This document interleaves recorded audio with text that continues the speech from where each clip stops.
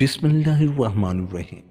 السلام علیکم، خوش آمدید آپ کو ہمارے چینل رزاق ٹی وی میں۔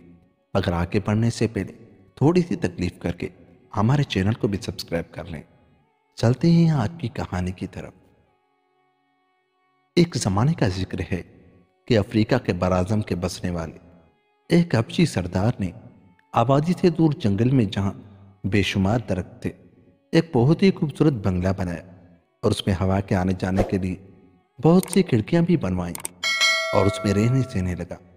ایک دن اتفاق ایسا ہوا کہ وہ اپنے سونے کے کمرے میں مرا ہوا پایا گیا۔ اس کے مرنے کی خبر آنن فنن میں گھر گھر پہنچ گئی۔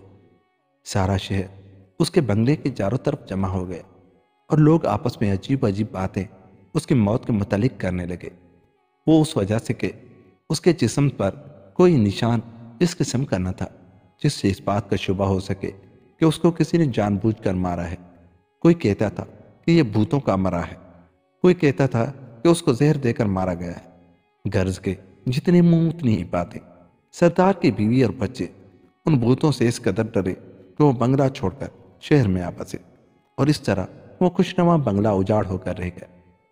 اتفاق کی بات ہے کہ کسی غیر ملک کے آدمی شکار کے غرض سے اس شہر میں آ نکلے اور رہنے کی جگہ تلاش کرتے کرتے وہ اس بنگلے پر پہنچے۔ مالک کا پتہ معلوم کیا اور اس کے پاس پہنچ کر وہاں رہنے کی اجازت مانگی۔ عورتیں کم عقل اور ڈرپوک ہوتی ہی ہیں، اس لیے سردار کی بیوی نے، جو اس کے مرنے کے بعد بنگلے کی مالکن تھی، ان کو وہاں رہنے سے منع کیا۔ وہاں رہنے سے یہ کہہ کر منع کیا کہ اس جگہ انتہائی خطرناک بھوت پریت رہتے ہیں جو آدمی کو زندہ نہیں رہنے دیتے، مگر یہ لوگ بھی شکاری ہونے کی وجہ سے بڑے ہی نڈر تھے۔ غرض کے سمجھانے کے باوجود وہ نہ مانے اور وہاں ٹھہرنے کی اجازت لے کر بنگلے پر جا پہنچے۔ پھر ہی ایک دو راتیں انہوں نے امن چین سے گزاری، مگر اس طرح ان میں سے ایک ساتھی بندوق لے کر رات بھر پہرا دیتا تھا۔ تیسری رات کا ذکر ہے کہ جب ان کو اطمینان ہو گیا تو یہ لوگ بڑے اطمینان سے سونے کے کمرے میں سوئے۔ ان میں سے ایک کا پلنگ کھڑکی کے پاس تھا۔ اس کھڑکی کے پاس ایک بہت اونچا درخت تھا جس کی شاخیں کھڑکی سے اندر کے رخ آتی تھی۔ اتفاق ایسا ہوا کہ آدھی رات گئے ان میں سے ایک شخص کی آنکھ کھلی تو اس نے اپنے اس ساتھی کو جو کھڑکی کے پاس سویا ہوا تھا کروٹیں بدلتا ہوا دیکھا اور درخت کی ٹہنیاں اس کے اوپر جھکی ہوئی دیکھی۔ یہ پھر سو گیا۔ ادھر وہ سویا، ادھر درخت کی ٹہنیاں کھڑکی کے پاس سونے والے کے بدن سے لپٹ گئے اور قریب تھا کہ وہ آدمی مر جاتا کہ اس کے ساتھی کی پھر آنکھ کھلی۔ وہ فوراً بیدار ہوا۔ اس نے دیکھا کہ تمام ٹہنیاں اس کو بری طرح سے جکڑے ہوئے ہیں۔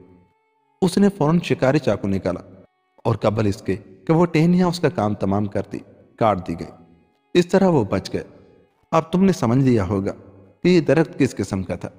افریقہ کے جنگل میں اس قسم کے لاتعداد خونی درخت ہوتے ہیں جو اس طرح آدمی کو ختم کر دیتے ہیں۔ تم نے یہ بھی سمجھ لیا ہوگا کہ حبشی سردار کس طرح مرا۔ یہ بتانا ہم بھول گئے کہ اس قسم کے درخت کی ٹہنیاں آدمی کا کام تمام کر کے اس کے بدن سے خود بخود الگ ہو جاتی ہیں۔ اس کہانی سے تم نے یہ سبق ضرور لیا ہوگا کہ بعض وقت کی ہوشیاری کس طرح ہمیں مشکل سے مشکل مصیبت سے نجات دلا سکتی ہے، اور اگر مصیبت میں ہوش و حواس قائم رہیں اور گھبراہٹ پیدا نہ ہو تو ہر مشکل آسان ہو سکتی ہے۔ دوستو، یوں یہ کہانی ختم ہوئی۔ اگر آپ کو ہماری یہ کہانی اچھی لگی تو جاتے ہوئے ہمارے چینل کو سبسکرائب کر۔ ملتے ہیں اگلی کہانی کے ساتھ۔ خدا حافظ۔